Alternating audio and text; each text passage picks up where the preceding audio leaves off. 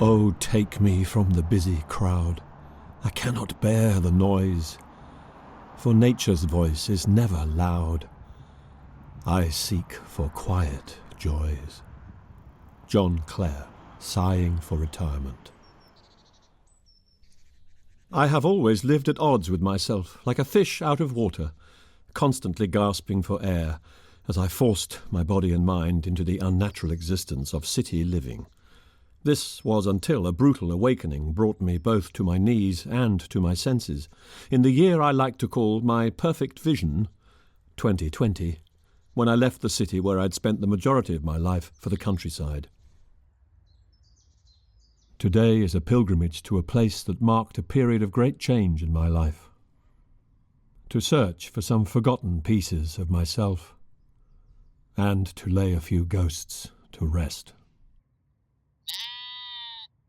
So begins Helena Burton's essay 42,000 Steps, the title alluding to the almost exact number of steps she took on a spring journey to the Wormholt estate. Coincidentally, 42 is also the number of her brother's house.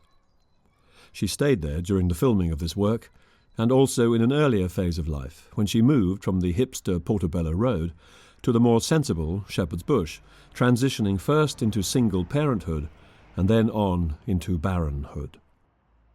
A period of her life where she flirted briefly with becoming a grown-up, before breaking down after losing her mind to the pharmaceutical industry. The number 42 also just happens to be, according to the fictional supercomputer Deep Thought, the very meaning of life, the universe, everything.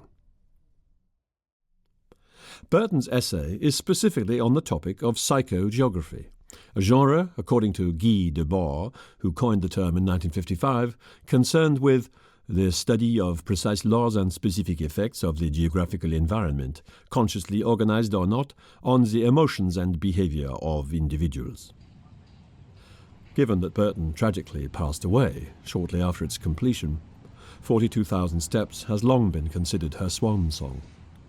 Her book, Medical Bondage, detailing the corruption in the pharmaceutical industry and the injuries she sustained from their medications, won her many plaudits.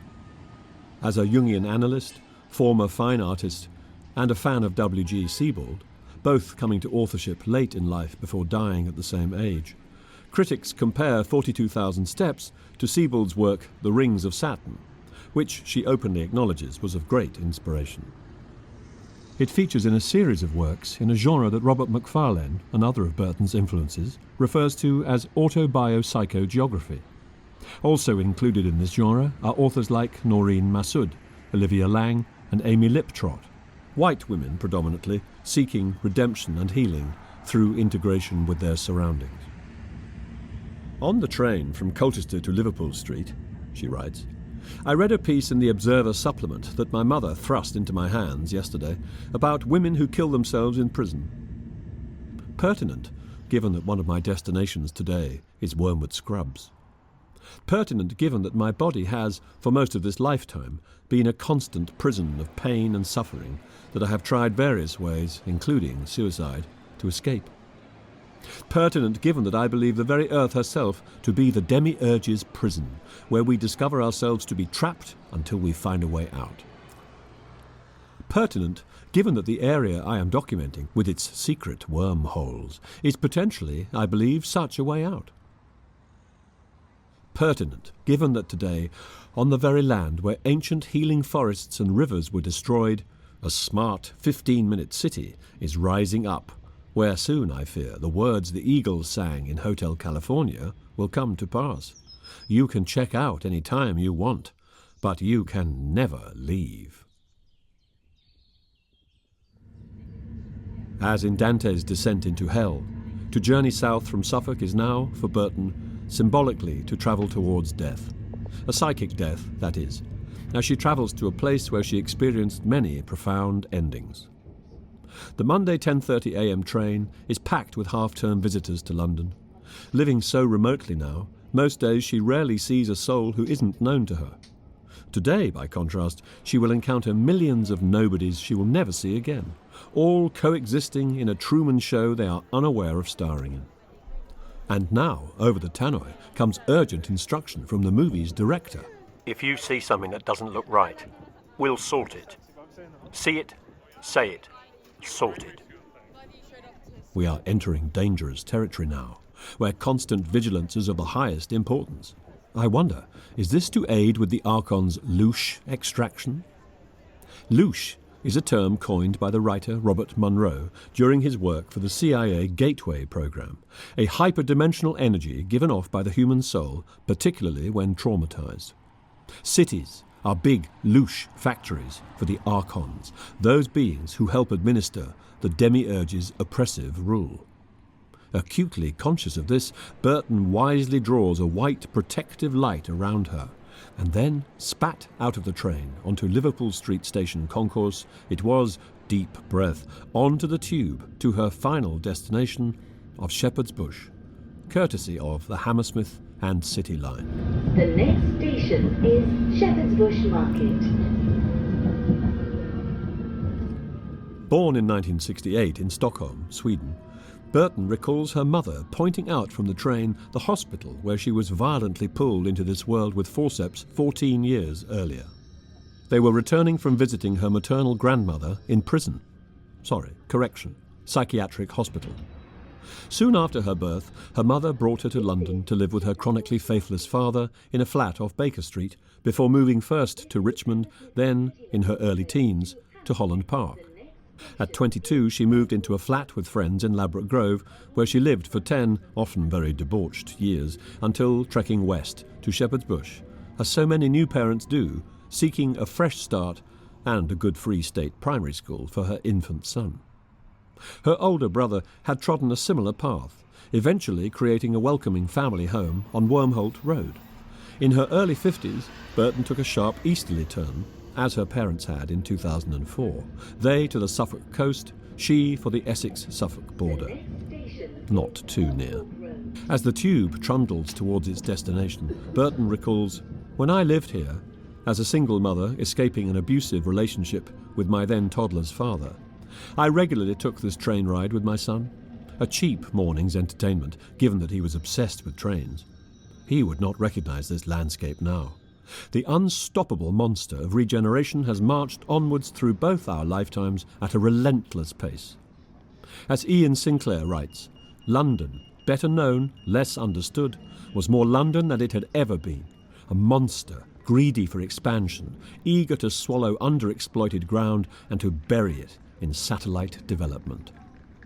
And as someone who now lives in the countryside, I feel utterly powerless to prevent the relentless creep of the wasteland. Arriving in Shepherd's Bush, Burton enjoys an excellent coffee at a trendy cafe. Places like this are two a penny. They didn't exist when she lived here. Everything else looks much the same. A sensory overload of empty multicultural barbershops, empty ubiquitous phone shops, colourful stalls of fruit and veg soaking up the fumes from the endless stream of traffic on the Uxbridge and Goldhawk roads, and the mountains of plastic tat and cheap clothing in Shepherd's Bush Market, all destined ultimately for landfill. While she rests, Burton considers the history of her surroundings, enjoying the quirky discovery that the name Shepherd's Bush is thought to have originated from the use of the common land here as a resting point for shepherds taking livestock to market in the city.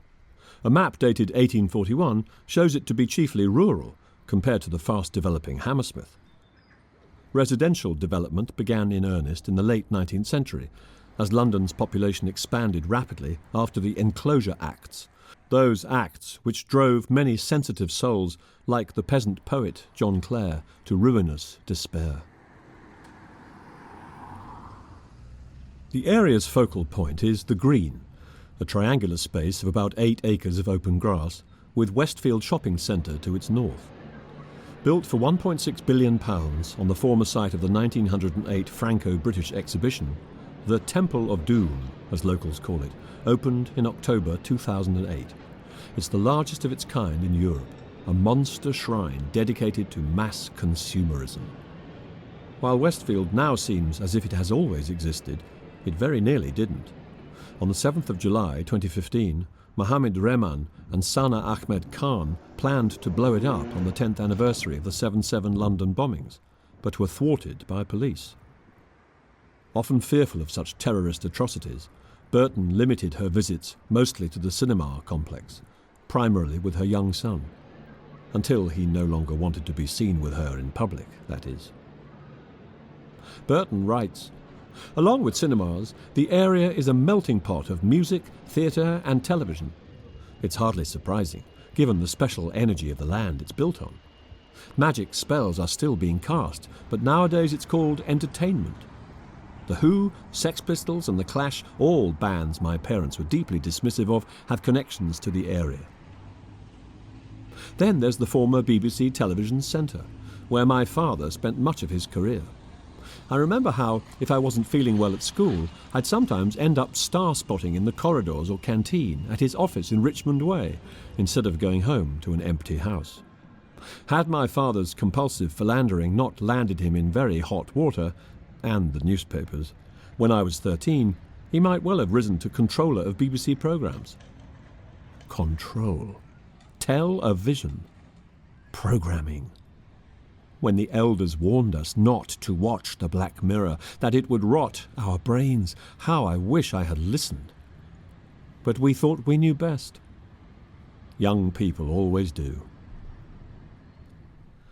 Her mind then wanders to the memory of driving through these eerily empty streets with a friend on March the 10th, 2020, as the world capitulated to the COVID lockdown.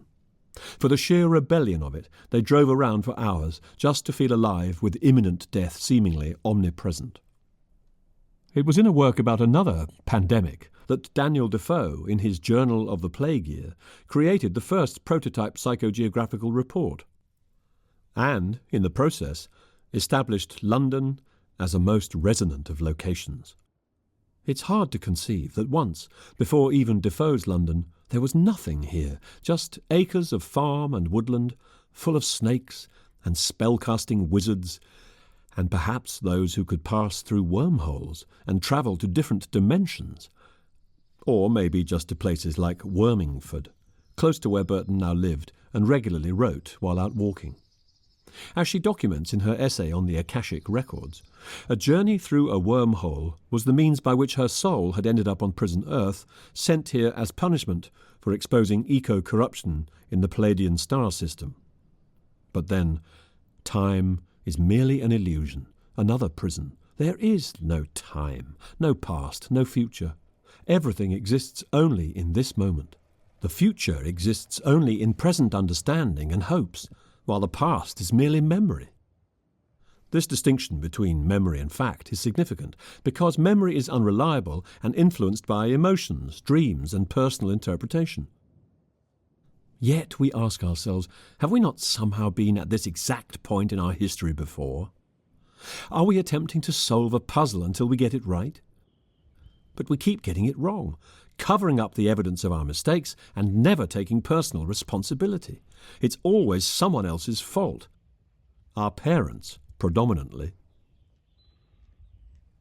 Burton now considers the journey ahead, reflecting on other psychogeographers who have informed her practice. People like the author, and possibly not very nice person, Will Self, who writes that walking is a means of dissolving the mechanised matrix which compresses the space-time continuum. Self describes the solitary walker as an insurgent against the contemporary world, an ambulatory time traveller. His estranged wife, Deborah Orr, on the other hand, once wrote, "Will's compassionate writings on mental illness make me want to throw up." And then there's Robert Macfarlane, who offers the following directive. Psychogeography, a beginner's guide. Unfold a street map of London, place a glass rim down anywhere on the map and draw round its edge. Pick up the map, go out into the city and walk the circle, keeping as close as you can to the curve. Record the experience as you go, in whatever medium you favour, film, photograph, manuscript, tape. Be alert to the happenstance of metaphors. Watch for visual rhymes, coincidences, analogies, family resemblances, the changing moods of the street. Complete the circle, and the record ends. Macfarlane is also regarded as one of the leading new nature writers, known for their thematically diverse work blending personal reflection with historical facts. The distinction between the two genres is often so blurred that, much like Jules Pretty, author of one of her favourite books, This Luminous Coast, Burton said of herself that fundamentally, like other writers she so admired, such as the much-lamented Ronnie Blythe, when all was said and done, she was just a storyteller. 42,000 Steps being her particular homage to the classic psychogeographical film Robinson in Ruins. She now writes, "I'm torn between wandering aimlessly and making a plan to ensure I cover all the places I need to visit. Do I take a Boris bike? Is that cheating? Because there is this intrinsic link between the practice of psychogeography and walking. How else can we experience a landscape but on foot? How else will we capture the sights, sounds and smells without encountering them face to face? As Rebecca Solnit writes in her influential chapter, The Solitary Stroller and the City, cities have always offered anonymity, variety and conjuncture, qualities best basked in by walking." We also think back to Rousseau, Thoreau and Woolf, who frequently advocated becoming lost. This is done through the dérive, or the drift. They argue that because purposeful walking has an agenda, we perhaps do not adequately absorb certain aspects of the urban world. This is why the drift is essential to psychogeography. It better connects walkers to the city. Here, though, as a compromise, while my intention was to cover a particular area, I would make no plan as to which direction to take, only that my journey would conclude at my brother's house where I would sleep. Physical pain, however, as it often does, dictates my plans and the need to drop my heavy bag there as soon as possible. Her walking takes Burton into the past. Old friends, old lovers, old houses, old memories. Too many to cover here in these meagre few thousand words. Now, outside her former home, she writes, "Here I initially experienced domestic bliss, only to lose it all. First, brutally ghosted by my best friend who lived opposite. I thought we would be friends for life. Then, my last serious love affair. Similarly, I had believed he'd be my happy ever after, that we would marry. The initial attraction to him stemmed from his having walked the pilgrim path of Santiago de Compostela, a man of substance and commitment, I had assumed. He's a therapist now. I spat my coffee out laughing when I heard that. Then my son. I had thought I was prepared. But no one prepares you for the pain of being a mother. Finally, my career as a fine artist ended here, as I became crippled with medication-induced arthritis. I thought I had at last found my vocation, but it was not to be. I wonder who lives here now, and if they are as at peace with the past as I am today." Rejoining the main road, we pass the Co-op, where here, during a break from painting, Burton frequently had the unnerving experience of being served by her son's classmate's mother. Next door is the chemist, where she'd pick up an ever-increasing list of medications. Another 100 yards north, past the undertakers, we arrive at what was once the Old Oak Common Mental Health NHS Services. It's gone now. "May it rot in hell," Burton writes with some vitriol. Behind the building's attractive facade was a maze of cold, ugly rooms occupied by bored, unempathetic psychiatrists. A different one each visit, often a different nationality, frequently not even bothering to look up from their notes. I would sob hopelessly for my allocated 15 minutes. In response, they instructed me to up the dose of whatever drug I was on, or start a new drug, and come back in a month.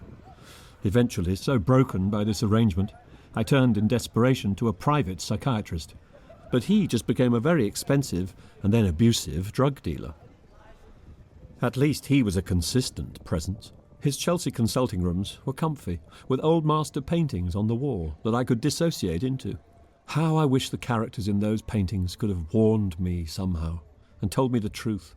I could not see how the drugs were simultaneously making me worse while blocking out any self-awareness. How I wish I could go back to prevent what then happened, for my son's sake, more than mine.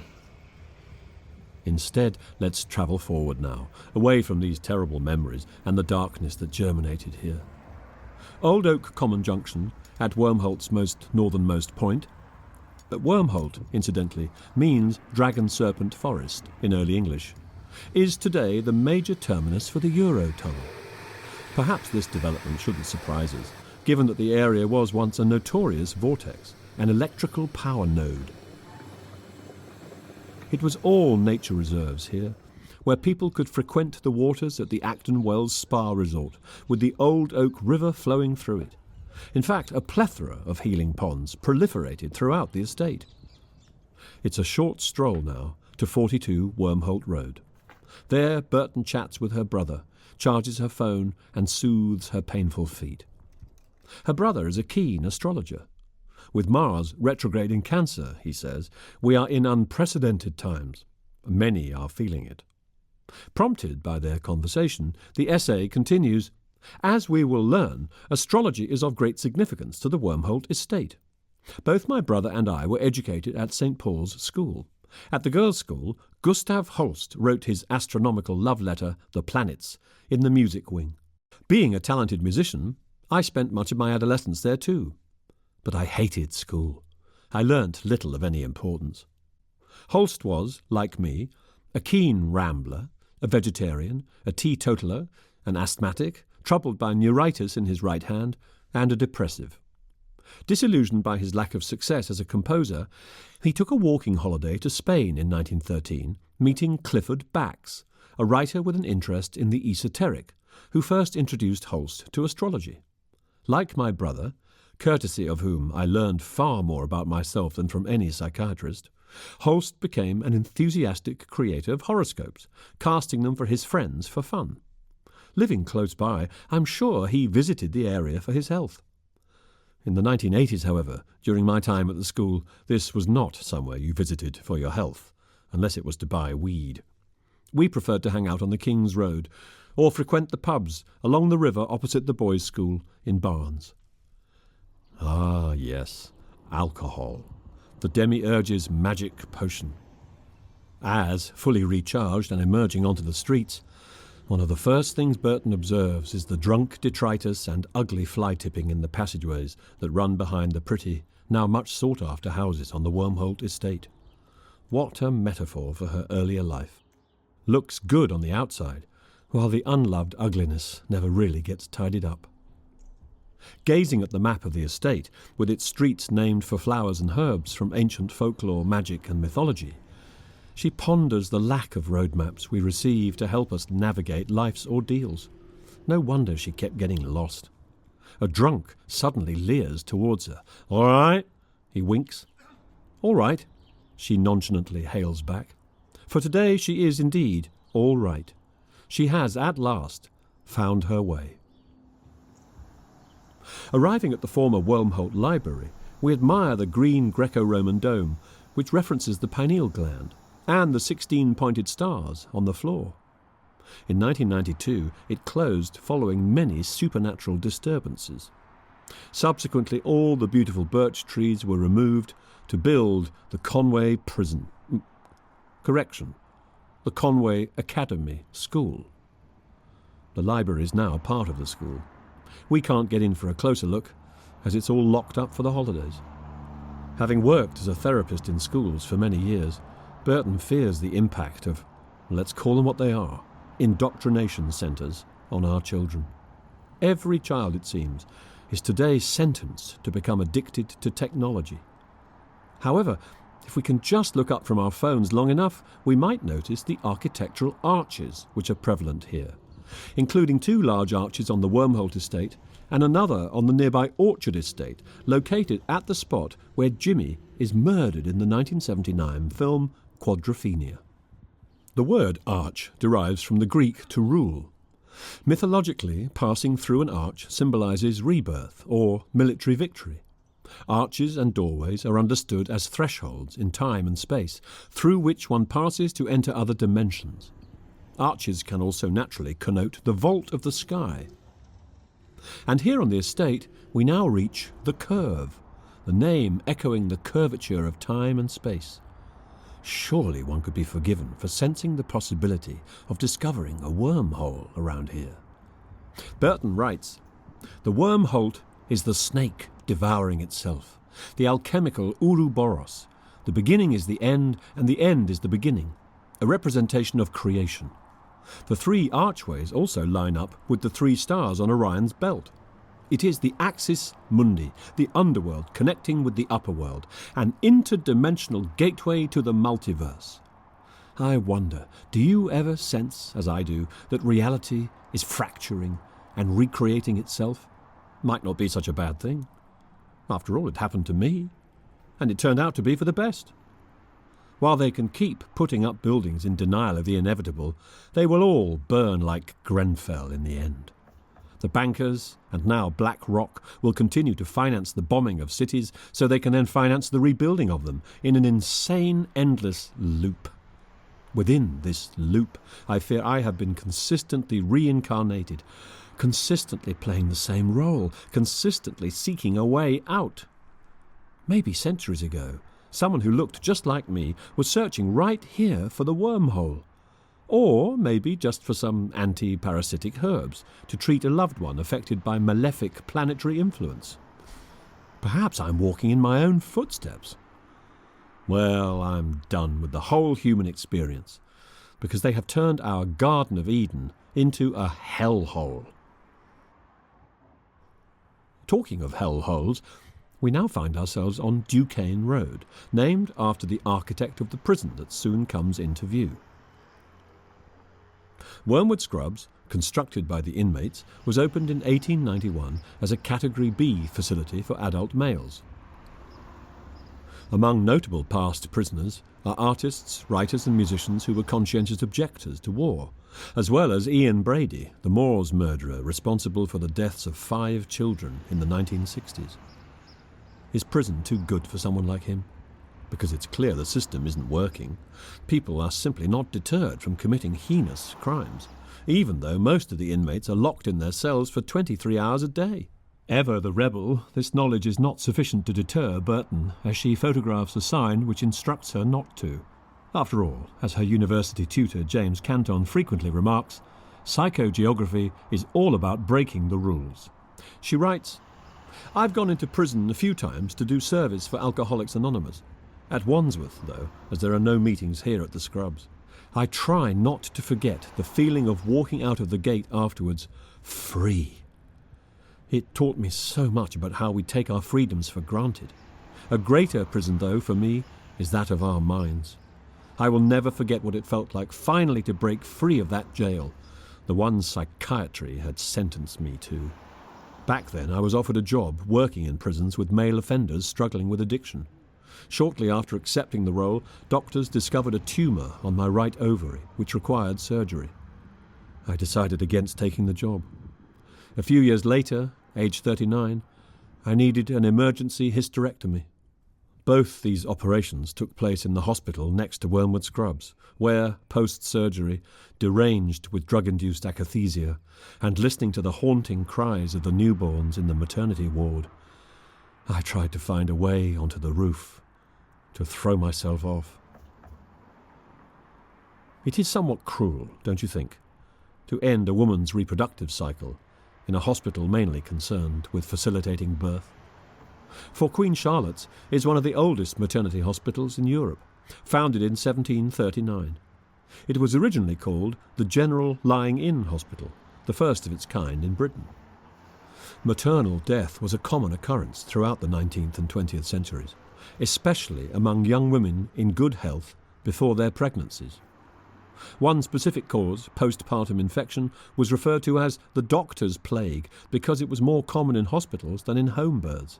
Interesting. In the Demiurge's prison, like so many other natural processes, childbirth is now predominantly unnecessarily medicalised. Next door is Hammersmith Hospital, once home to a cyclotron cancer unit that resembled the Chernobyl nuclear reactor. Chernobyl translates from Russian as wormwood. There's no such thing as coincidence. Burton writes, "Spread out over the acres behind the hospital is scrubland known locally as the Scrubs, while wormwood, Artemisia absinthium, is a grey-foliaged subshrub typically found in wastelands, used historically as a herbal remedy for parasitic worms, a condition for which nowadays one is more likely to be prescribed the drug ivermectin.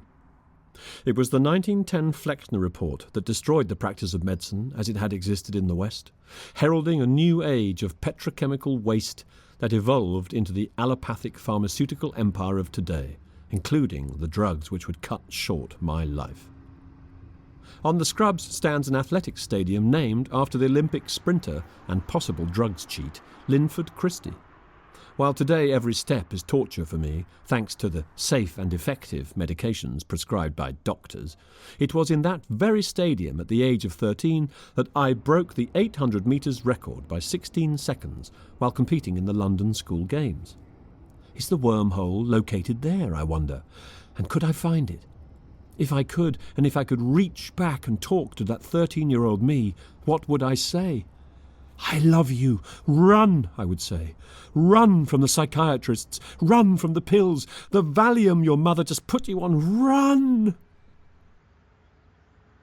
Beloved by sci-fi fans, what exactly is a wormhole? Very simply, it's a special solution to the equations describing Einstein's theory of general relativity that connects two distant points in space or time via a tunnel. Ideally, the length of this tunnel is shorter than the distance between those 2 points, making the wormhole a kind of shortcut.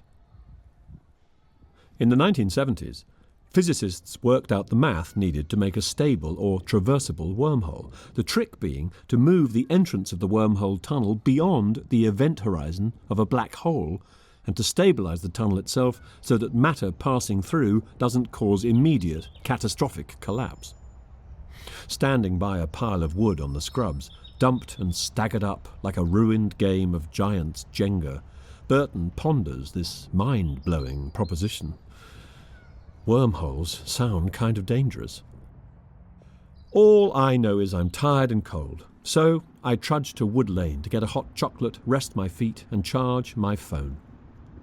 This entire area is completely unrecognisable from the 70s, when I once spent a day at Television Centre behind the scenes at Noel Edmonds' Saturday Swap Shop.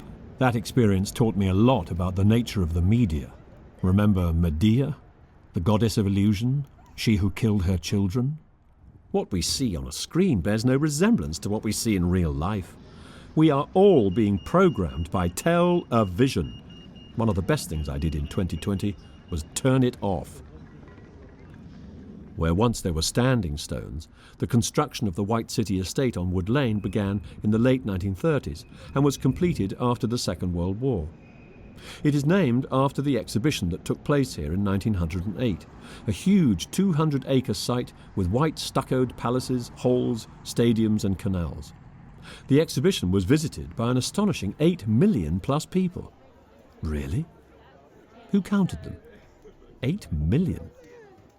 Most of the buildings and streets here are named after men or places to do with the British Empire's genocidal crusades. As we are nearing the end of Burton's healing crusade now, one which turns out to have been more of a coddywomple than a dérive, we will conclude with her words. While people shop or go to the QPR game at Loftus Road, it's all bread and circuses for the masses now, who love their servitude, as both Huxley and Orwell forewarned. Do any of them think about the bloodshed commemorated here? Is it even possible to fully comprehend the scale of the slaughter without having witnessed it?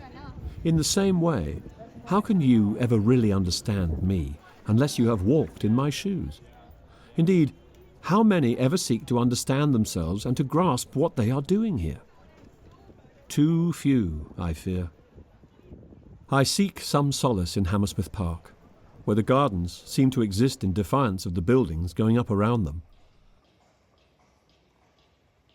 I, too, continued to survive out of stubbornness and spite. But they stole my life force to help build this brave new world, mine and so many others. As I head for the train home, I notice a strong smell of skunk weed, and that the trees on the green seem to be grieving.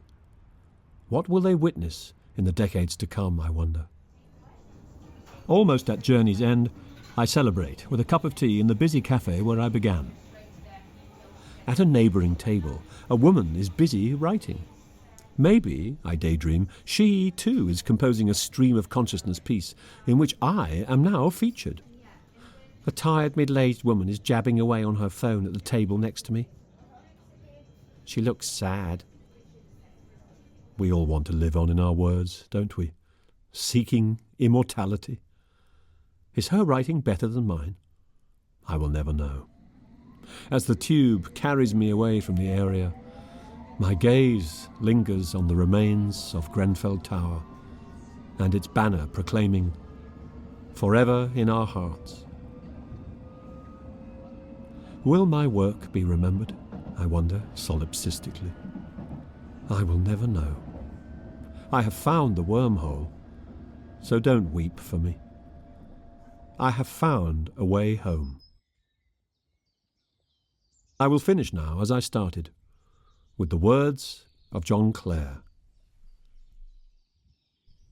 I am, and yet what I am none cares or knows. My friends forsake me like a memory lost. I am the self-consumer of my woes. They rise and vanish in oblivious host, like shades in love and death's oblivion lost. And yet I am, and live with shadows tossed.